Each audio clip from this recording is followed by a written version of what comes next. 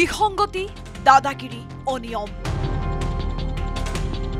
উজনি আৰু বৰাকৰ ৪৩টা কেন্দ্ৰত পুনৰ ভোট। পঞ্চায়ত নিৰ্বাচনৰ প্ৰথম পৰ্যায়ত বিভিন্ন কাৰণত ভোটগ্ৰহণ বিঘ্নিত হোৱা ৪৩টাকৈ কেন্দ্ৰত দেওবাৰে পুনৰ হল ভোট।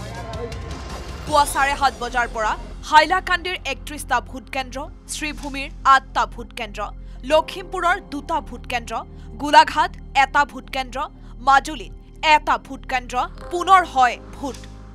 সমাজ শুনছি যে ব্যালট পাওয়া গেছে, নিজে প্র্যাকটিক্যাল ফিল্ডটা দেখছি না, ভোট দিয়া গেছি গিয়া জাস্ট এরপরে সরকার তাই নির্দেশ দিয়ে রিপুল হইব আর বার আজকে এই গতিকে আমরা ছয়টা তাই লাইন ধরিয়ে আসছি কই ভোটটা দিলাই।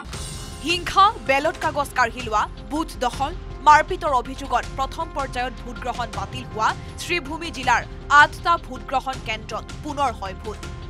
কটকটীয়া নিৰাপত্তা ব্যৱস্থাৰ মাজত ভোট দিবলৈ শাৰী পাতিলে ভোটাৰসকলে।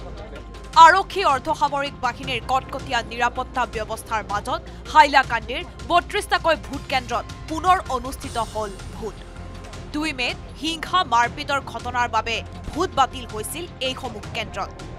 দেওবাৰে প্ৰশাসনৰ কটকটীয়া নিৰাপত্তা ব্যৱস্থাৰ মাজত পুনৰ অনুষ্ঠিত হয় ভোট। ভোট দিবলৈ পুৱাৰ পৰাই দীঘলীয়া শাৰী ভোটগ্ৰহণ কেন্দ্ৰত। আনহাতে ভোটগ্ৰহণত অনিয়মৰ অভিযোগত ২ মে'ত ৰাইজে ভাঙি পেলোৱা মাজুলীৰ আহতগুৰি পঞ্চায়তৰ ৩ নং ৱাৰ্ডৰ কাছিকটা আদৰ্শ মধ্য ইংৰাজী বিদ্যালয় ভোটকেন্দ্ৰতো দেওবাৰে পুনৰ হল ভোট। ভোট দিবলৈ পুৱাই কেন্দ্ৰটোত দীঘলীয়া শাৰী পাতিলে ৰাইজে। ইফালে পুলিং বিষয়াৰ ভুলৰ বাবে ভোট বাতিল হোৱা বোকাখাত সমজিলাৰ ৩ নং মহুৰা জিলা পৰিষদৰ অন্তৰ্গত ১৫ নং দিছৈ গাঁও পঞ্চায়তৰ ৭ নং ৱাৰ্ডৰ ৪৭ নং গুটুং প্ৰাথমিক বিদ্যালয়ৰ ভোটগ্ৰহণ কেন্দ্ৰত পুনৰ ভোটগ্ৰহণ অনুষ্ঠিত হৈছে।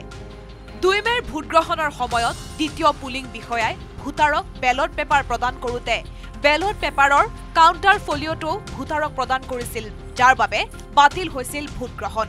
এইটো এজন বিষয়া বা দুজন মানুহৰ গলতিৰ কাৰণে আজি ইয়াতে প্ৰায় ৫০০ মানুহে আহি পুনৰ ভোট দিব লগা হৈছে, যাৰ কাৰণে প্ৰশাসনৰ অতিৰিক্ত অৰ্থ ব্যয় হৈছে। কাৰণ কালিৰ পৰা ইয়াত প্ৰিজাইডিং মুখীয়া ছেকেণ্ডেৰী পঠিওৱা গৈছে, বেলট কৰিবলগীয়া গৈছে, সম্পূৰ্ণ ব্যৱস্থা কৰিবলগা গৈছে।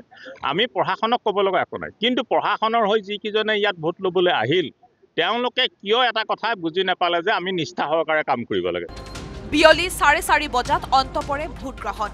উল্লেখ্য যে ৰাজ্যৰ পঞ্চায়ত নিৰ্বাচনৰ প্ৰথম পৰ্যায়ত ৭০.১৯% ভোটদান হৈছিল। Bureau report, news ১৮ Assam north east.